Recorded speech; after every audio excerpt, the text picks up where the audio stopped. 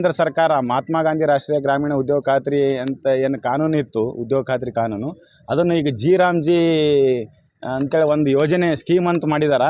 ಇದು ನಿಜವಾಗ್ಲೂ ಹಳ್ಳಿ ಮಟ್ಟದಲ್ಲಿ ಜನರಿಗೆ ಯಾವುದೇ ರೀತಿಯಿಂದ ಕೆಲಸ ಸಿಗಲಾರ್ದಂಥ ಒಂದು ಕಾರ್ಮಿಕರಿಗೆ ಯಾವುದೇ ರೀತಿಯಿಂದ ಕೆಲಸ ಸಿಗಬಾರ್ದು, ಜನ ಇನ್ನಷ್ಟು ಗುಳೆ ಹೋಗ್ಬೇಕನ್ನೋಂಥ ಒಂದು ಹುನ್ನಾರ ಇದು ಕೇಂದ್ರ ಸರ್ಕಾರದ್ದು.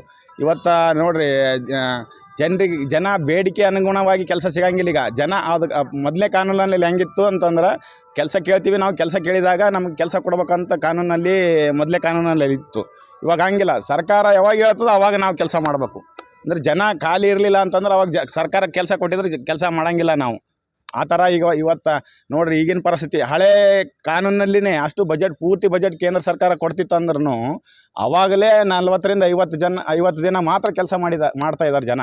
ಈಗ 25-26ನೇ ಸಾಲಿನಲ್ಲಿನೇ 40 ದಿನ ಕೆಲಸ ಸಿಕ್ಕಿಲ್ಲ ಇನ್ನೂವರೆತನ. ಹಿಂಗಿದ್ದಾದ್ಮೇಲೂ ಕೂಡ ಈ ಕಾನೂನು ಬಂದಾದಮೇಲೆ ಒಂದು 10ರಿಂದ 15 ದಿನವೂ ಕೆಲಸ ಸಿಗೋಂಗಿಲ್ಲ. ಈ ರೀತಿ ಜನರಿಗೆ ಅನ್ಯಾಯ ಮಾಡ್ತಾಯಿದ್ದಾರೆ, ಕಾರ್ಮಿಕರಿಗೆ ಅನ್ಯಾಯ ಮಾಡ್ತಾಯಿದ್ದಾರೆ. ಇದನ್ನು ಖಂಡಿಸಿ ನಾವು ರಾಜ್ಯಾದ್ಯಂತ ಸಂಸದರ ಮನೆ ಮುಂದೆ ಹೋರಾಟ ಮಾಡ್ತೀವಂತ ಈ ಮೂಲಕ ತಮ್ಮಲ್ಲಿ ತಿಳಿಪಡಿಸ್ತೀನಿ. ಸರ್, 22ನೇ ತಾರೀಕು ರಾಜ್ಯಾದ್ಯಂತ ಮಾಡ್ತಾಯಿದ್ದೀವಿ. ದೇಶಾದ್ಯಂತ ಮೊನ್ನೆನೇ ಸ್ಟಾರ್ಟ್ ಆಗಿದ್ದಾರೆ. ಅವರು 16ನೇ ತಾರೀಕು ಏನು ಪಾಸ್ ಮಾಡಿದ್ರು ಅವತ್ತಿಂದನೇ ಚಾಲೂ ಮಾಡಿದ್ದೀವಿ. ಆದರೆ ಈಗ ಸಂಸದರ ಮನೆ ಮುಂದೆ ರಾಜ್ಯಾದ್ಯಂತ 22ನೇ ತಾರೀಕು ಮಾಡ್ತಾಯಿದ್ದೀವಿ. ನನ್ನ